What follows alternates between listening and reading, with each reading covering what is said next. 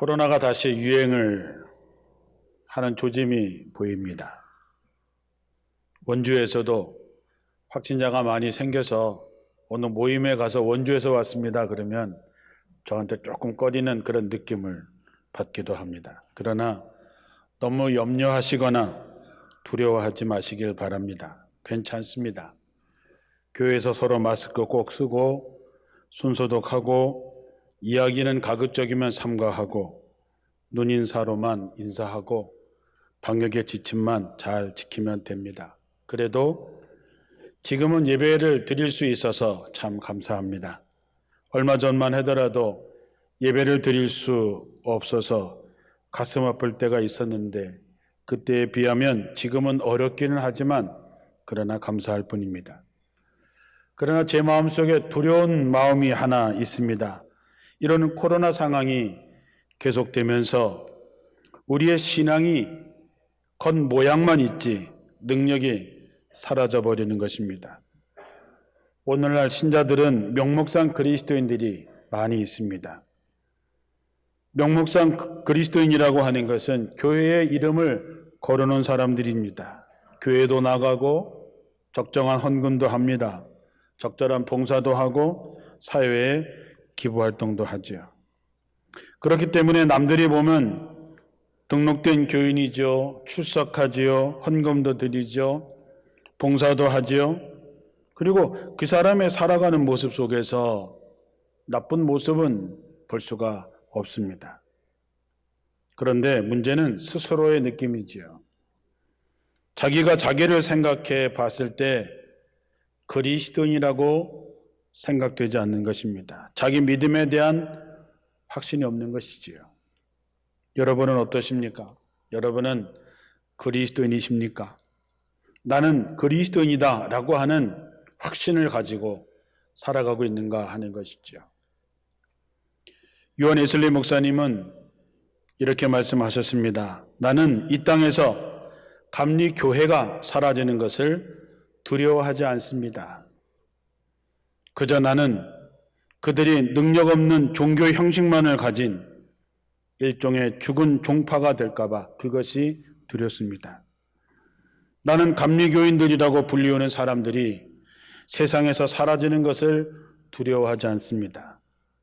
나는 가슴이 뜨거워서 하나님을 사모하고 열정적으로 믿음의 생활을 하는 성도들이 사라질까봐 그것이 두렵습니다.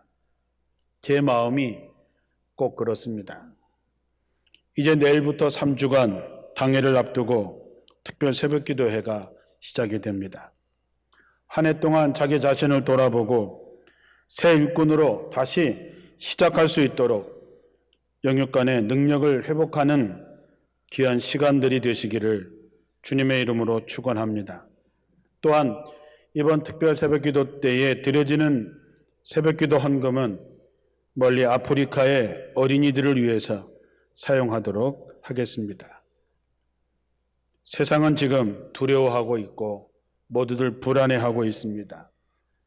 이 코로나 때문에 혼란스럽고 경제뿐만 아니라 앞으로 우리가 어떻게 될지 모르는 상황에 모두가 다 염려하고 있습니다. 이럴 때에 우리 그리스도인들은 도대체 무엇을 해야 할까요? 우리는 그런 질문부터 시작하고 믿음의 생활을 해야 됩니다. 어떻게 이런 일이 생겼을까? 그것을 묻는 것이 아니라 왜 이런 일이 생겼을까를 묻고 그 답을 성경에서 찾아봐야 되는 것이죠. 오늘 하나님은 주전 6세기에 활동했던 눈물의 선지자 예레미야를 통해서 우리에게 대답하십니다. 이스라엘아, 내가 돌아오려거든 어서 내게로 돌아오라. 이제 풍전등화에 나라가 망할 수밖에 없는 그런 상황 속에 처해 있는 이스라엘 백성들에게 이 예언자가 외치는 것입니다. 돌아와라. 돌아와야 산다. 돌아오려거든 빨리 속히 어서 돌아오라고 얘기합니다. 우리가 살다 보면 생애 위기를 맞을 때가 많이 있습니다. 내가 원하진 않았지만 뭔가 잘못되고 실패할 때가 있습니다. 그러면 우리는 곰곰이 앉아서 이게 어디서부터 잘못됐나, 무엇 때문에 잘못됐나를 생각하게 되지요. 우리가 깊은 성찰을 하게 됩니다. 이런 치열한 자기 반성이 없는 사람은 사람 노릇하기가 어렵습니다. 이스라엘에서 죄를 설명할 때에 관역에서 빗나간 화살을 표현하는 모습을 보면서 이스라엘 사람들의 지혜가 놀랍다고 생각했습니다. 내 삶은 언제 빗나갔을까? 내 삶은 어디서 문제가 생겼을까? 생각하다 보면 아하, 그때 어긋나기 시작했구나. 그때 그 판단이 잘못됐구나. 그때 그래서 내 삶이 이렇게 어려워졌구나 하는 것을 깨닫게 되죠. 그러면 어떻게 합니까? 과감하게 돌아서야죠. 과감하게 털고 일해야 됩니다.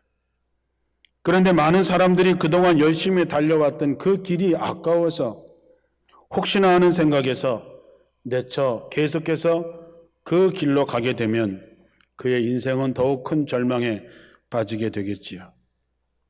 예언자들은 이스라엘이 위기에 처한 까닭은 하나님을 등지고 하나님을 떠났기 때문이라고 한결같이 이야기하면서 하나님께로 돌아오라고 얘기합니다. 오늘날 우리에게 닥친 현상도 마찬가지입니다. 오늘 예레미야는 돌아오려거든 속히 내게로 돌아오라고 말씀합니다. 우리에게 생의 위기는 그것이 질병의 고통이든 실패의 아픔이든 관계의 파탄이든 하나님께로 돌아오라고 하는 하나님의 초청장입니다. 그 초대에 응할 만큼 여러분들의 신앙이 성숙해지고 있다면 우리에게는 더 이상 불행은 없습니다. 왜냐하면 하나님의 손에 들려지면 고통과 시련조차도 영혼을 밝히는 복의 길잡이가 되기 때문입니다. 오늘 예레미야 선지자는 우리에게 강력한 두 가지 말씀을 합니다. 첫째는 너의 묵은 밭을 갈아엎고 가시덤불 속에 씨를 뿌리지 말라는 것입니다. 또 하나는 너희는 스스로 할례를 행하여 너의 마음의 가죽을 베고 나 여호와께 속하라 라고 하는 것이죠. 봄이 되면 겨울 내내 굳어져 있던 흙을 갈아엎고 농부는 파종을 준비합니다. 몸이 힘들다 그래서 밭을 갈지 않고 씨를 뿌리는 사람은 없습니다. 가시덤불에 씨를 뿌리지 않습니다. 농사일은 이렇게 자명합니다. 하지만 우리는 어떻습니까? 우리들의 마음밭은 어떻습니까? 묵은 밭, 변해버린 마음밭에는 이기심과 세상의 욕심으로 가득 차 있고 욕망의 풀들이 무성히 자라고 있습니다. 갈아엎지 않은 그 묵은 밭에다가 어떤 말씀의 씨앗을 뿌린다 한들 열매를 맺을 수 없습니다. 신앙생활은 날마다 말씀에 쟁긴 날로 마음밭을 갈아엎는 치열한 과정이 있어야 됩니다. 그것은 마음의 가죽을 베는 일이기도 하고 밭을 가는 자에게 먹을 것을 주시는 주님께서 마음밭을 가는 사람에게 기쁨과 열매를 맺게 해주십니다. 이번 세일의 새벽기도회를 통해서 여러분의 묵은 마음의 밭을 갈아엎고 주님이 주시는 말씀의 씨앗을 뿌려서 30배, 60배, 100배의 결실을 얻게 되시기를 주님의 이름으로 축원합니다. 하나님께로 돌아간다고 하는 것이 어떤 것일까? 묵은 밭을 갈아엎는다는 것이 어떤 것일까 하는 것이지요. 예레미야보다 앞에 있었던 사무엘은 블레셋 앞에 위기에 있는 이스라엘 백성들에게 이렇게 얘기합니다. 여러분이 온전한 마음으로 주님께 돌아오려거든 이방 신들과 아스다롯 여신 상들을 없애버리고 주님께만 마음을 두고 그분만을 섬기십시오. 그러면 주님께서 여러분을 블레셋 사람들의 손에서 건져 주실 것입니다. 예레미야 선지자도 사무엘 선지자도 다른 모든 선지자들도 이스라엘이 위기에 처할 때마다 선포한 것은 하나님께로 전심을 다하여 돌아오라라고 하는 것입니다. 그냥 돌아오는 것이 아니고 전심을 다해서 온 마음을 다해서 돌아오라라고 하는 것이죠. 우리 교회가 예배를 마칠 때마다 파송의 노래로 부흥을 부릅니다. 요즘은 그 찬양을 부를 때마다 요즘 현실이 정말 그렇습니다. 우리에게 부흥을 허락해달라는 간절한 마음으로 그 찬양을 합니다. 부흥이라고 하는 말의 의미가 뭘까요? 교인 수가 늘어나고 재정이 늘어나는 그것을 부흥이라고 얘기합니까? 그것은 부흥의 결과이지 진정한 부흥은 아닙니다. 진정한 부흥이 뭘까? 그것은 하나님을 만나는 것입니다. 하나님이 찾아오시고 하나님이 여러분 한 사람 한 사람을 만나 주실 때 그것이 부흥입니다.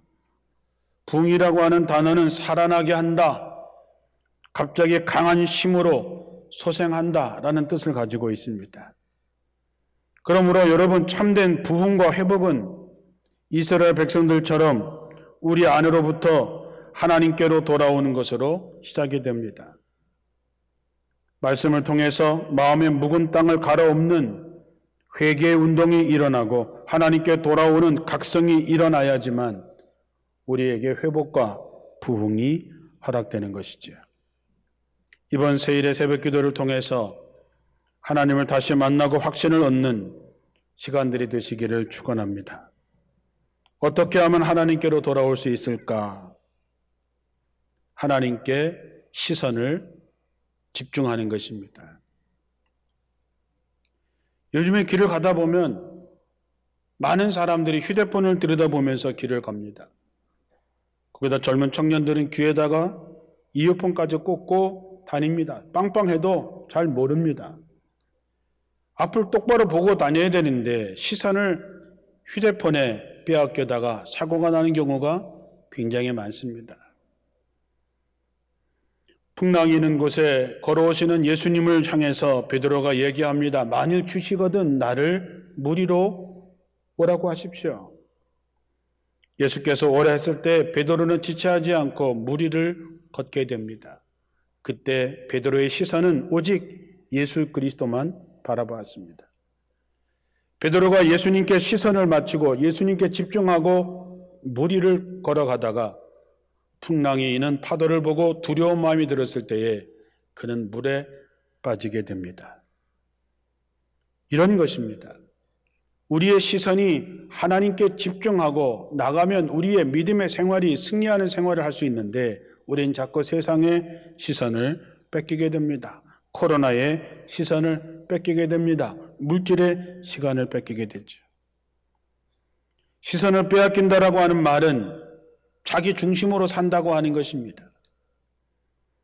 내가 살아보니 이렇게 해야 돼, 저렇게 해야 돼 생각하죠. 내 경험으로, 내 생각으로는 그렇게 하게 되죠. 그 속에 하나님의 역사가 나타나질 않습니다. 하나님이 여러분의 인생에 개입할 수 있는 여지가 여러분들의 마음에 없습니다. 그래서 마음밭을 갈아엎어야 되는 것이죠.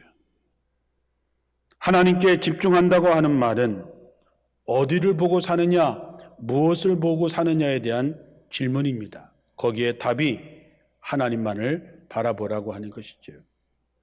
하나님을 바라보라고 하는 말은 다시 말하면 나는 작아지고 하나님은 점점 커지는 것입니다.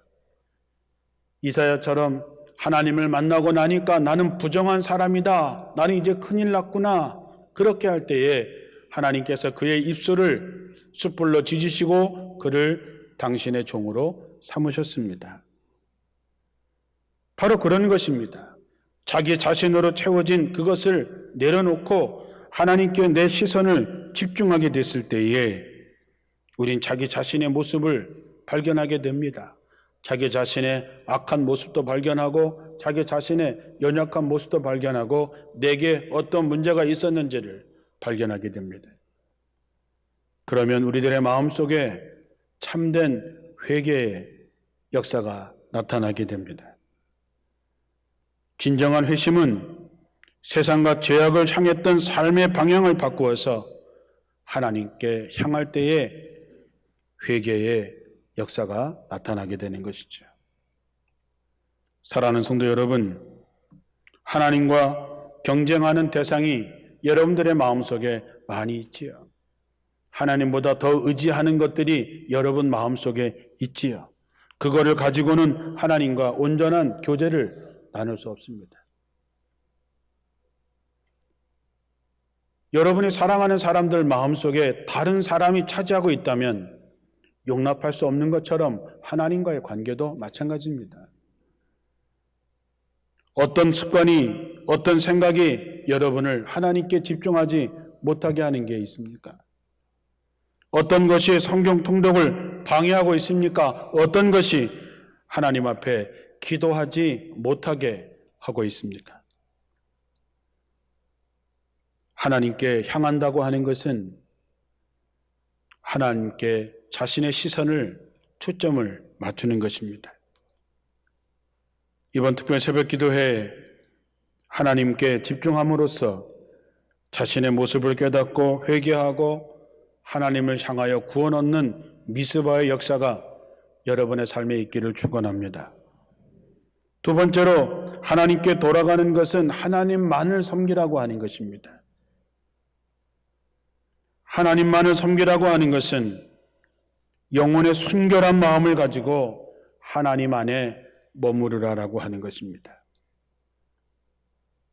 우리가 하나님만을 섬기는 것이 뭔가 대단한 일을 하는 것이 아니라 나의 거룩함을 지키기 위해서 하나님 안에 거하는 것이지요. 믿음 안에 거하는 것입니다. 하나님을 섬기는 것과 하나님만을 섬기는 것은 다른 문제입니다. 이스라엘 족속들이 하나님을 섬기지 않는 것이 아니었습니다. 하나님을 섬기는 동시에 부자가 될 수 있다는 부자로 만들어주는 바알과 아스다롯을 함께 섬겼던 것입니다. 그때 하나님께서 말씀합니다. 하나님과 세상을 겸하여 섬길 수 없다. 예수님과 돈을 겸하여 섬길 수 없다 하는 것입니다. 많은 사람들이 신앙을 포기하지 않지요. 우리도 신앙을 포기하지 않습니다. 그러나 여러분들이 정말 하나님만을 섬기십니까? 이스라엘 백성들처럼 하나님 앞에 나와서는 이스라엘 백성들처럼 살고 세상에 나가서는 바알과 아스타롯을 섬기며 살아가고 있지 않습니까? 진정한 부흥과 회복은 하나님만을 섬기기로 작정하는 마음입니다. 하나님과 경쟁하는 다른 것들, 다른 신들을 다 버리고 오직 하나님만을 나의 여호와로 삼겠다라고 하는 것이죠. 여러분은 하나님과 경쟁하는 어떤 우상들을 가지고 있습니까? 그런 신앙은 반드시 정리되어야 됩니다. 지체 없이 세상에 속한 것들을 과감하게 정리하고 하나님만을 섬기게 됐을 때 하나님의 역사가 시작이 되는 것이죠. 마지막으로 하나님께만 구하라고 하는 것입니다. 하나님이 답이라고 하는 확신을 가져야 된다는 것이죠. 이거는 경험되어야 됩니다.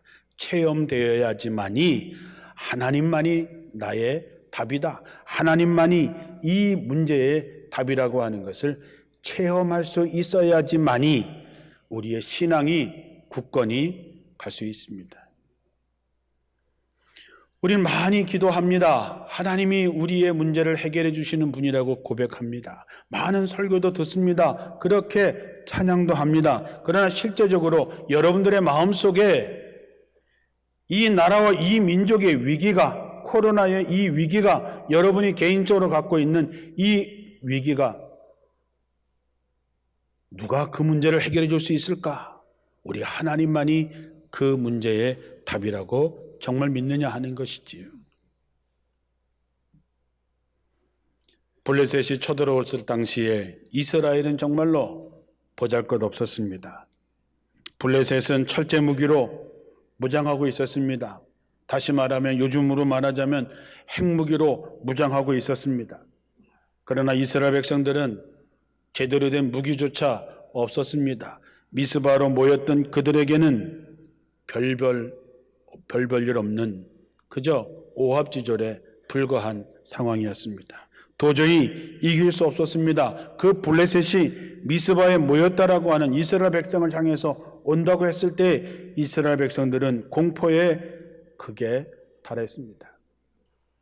그때 사무엘이 얘기합니다. 온 이스라엘은 미스바로 모이라. 내가 너희를 위하여 여호와께 기도하리라. 경제적으로, 군사적으로 약해 빠진 이스라엘은 블레셋을 이길 수 없습니다. 그러나 블레셋이 갖고 있지 못한 무기가 이스라엘 백성들에게 있었는데 그것은 하나님께 기도하는 것이었습니다. 많은 사람들이 문제 해결의 순서에서 기도가 맨 마지막으로 가 있는 경우가 대부분이죠. 이렇게도 해보고 저렇게도 해보고 이렇게 백도 써보고 이렇게 돈도 써보고 그래서도 안 되면 그제서 우리는 하나님 앞에 매달리는 그런 습관을 가지고 있습니다. 그러나 여러분, 사무엘이 이스라엘을 위해서 부르짖어 기도할 때에 하나님께서는 이스라엘을 대신해서 블레셋과 싸워주십니다. 천둥과 번개로 블레셋을 도망치게 하고 이스라엘 족속들이 한 것은 도망가는 적들을 뒤쫓아가서 무찌르기만 하면 되는 것이었습니다. 사랑하는 성도 여러분, 문제의 해결의 마지막이 하나님이 아니라 문제의 시작과 끝은 하나님이라고 하는 사실을 마음에 새기시기를 주님의 이름으로 축원합니다. 그 하나님께 나갈 수 있는 방법이 뭐냐? 기도입니다.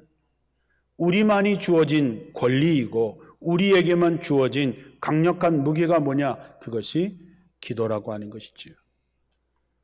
그러므로 여러분, 기도할 제목이 없는 분들은 안 나오셔도 됩니다.